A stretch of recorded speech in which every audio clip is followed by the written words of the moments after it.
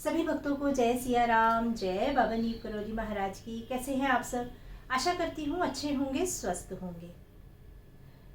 संत के बिछौने पर कभी किसी को नहीं सोना चाहिए। आज की जो बाबा महाराज जी की लीला है वह इसी पर आधारित है। और जो बाबा महाराज जी की ये लीला है ये 1966 इलाहाबाद चर्च लेन की है, यानी के दादा मुखर्जी के घर की। कमला दीदी बताती हैं कि दिल्ली से इनके मामा ससुर और इनकी सासू माँ आई। घर वालों ने बहुत अच्छे से इनका आदर सत्कार किया। विश्राम के लिए इनकी सासू माँ ने कहा कि परम पूज्य बाबा महाराज जी के तखत से गद्दी हटाकर मामा जी के लिए गद्दा लगा दिया जाए। अब ये बात इन्हें ठीक नहीं लगी, सोच में पड़ गई और कहने लगी, नहीं माँ, यह सही नहीं है। माँ कुछ देर के लिए मौन हो गई, लेकिन अब ये क्या करती। तब उन्होंने कहा कि बाबा महाराज जी की कि ये जो बिछौना है इसे हटाकर एक गद्दा मामा जी के लिए लगा दिया जाए। इन्हें ये बात भी सही नहीं लगी, लेकिन ये क्या करती।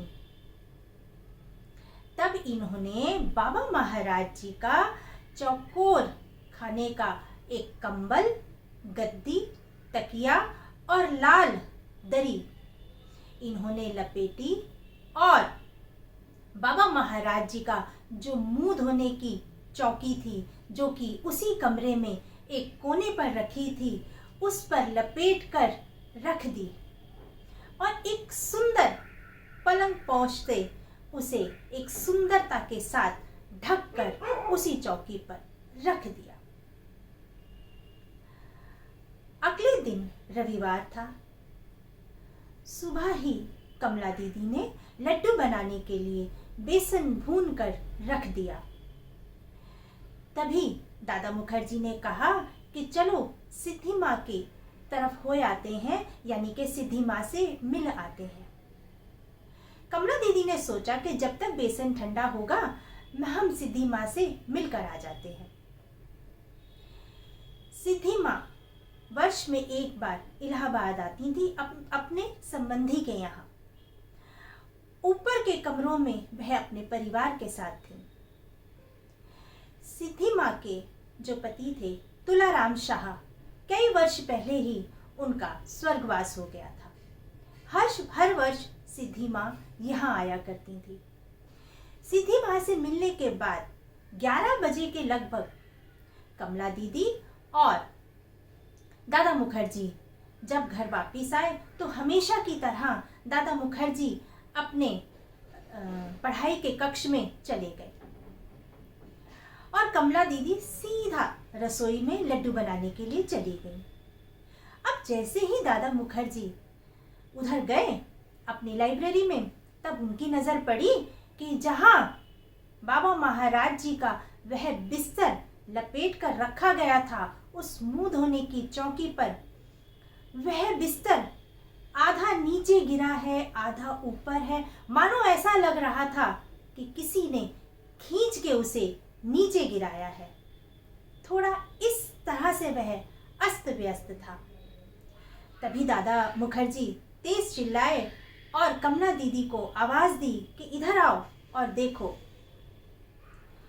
जैसे ही कमला दीदी उस बाबा महाराज जी के जहाँ तख्त रखा है उस कमरे में आई तो देखकर आश्चर्यचकित हो गई कि ये क्या, ये किसने किया। तभी दादा मुखर्जी ने माँ, मौसी माँ और जो घर में नौकर था उन सबको बुलाया और कहा कि ये किसने किया है। तभी बारी बारी सभी ने कहा कि नहीं, हम तो यहाँ आए भी नहीं और घर में भी कोई नहीं आया। अगर कोई आता तो घर में 3 कुत्ते हैं, तीनों में से एक तो भौंकता, यहाँ तो कोई नहीं आया। तब दादा मुखर्जी और कमला दीदी सीधा सिद्धि माँ के पास गए और सिद्धि माँ को ये सारी घटना बताई और सिद्धि माँ इनके घर आई और आते ही जैसे ही सिद्धि माँ ने देखा तुरंत बोल पड़ी कि यह तो परम पूज्य बाबा महाराज जी की लीला है, साक्षात बाबा महाराज जी हैं। ये बाबा महाराज जी की ही लीला है जो उन्होंने रची है।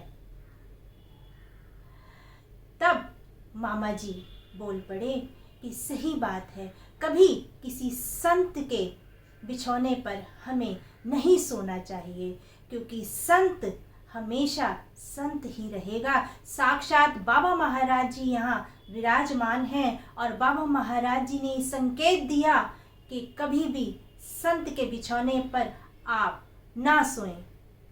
तो हमें भी इस घटना से, इस लीला से यह सीखने को मिला कि हमें भी किसी संत के बिछौने पर कभी भी सोना नहीं चाहिए।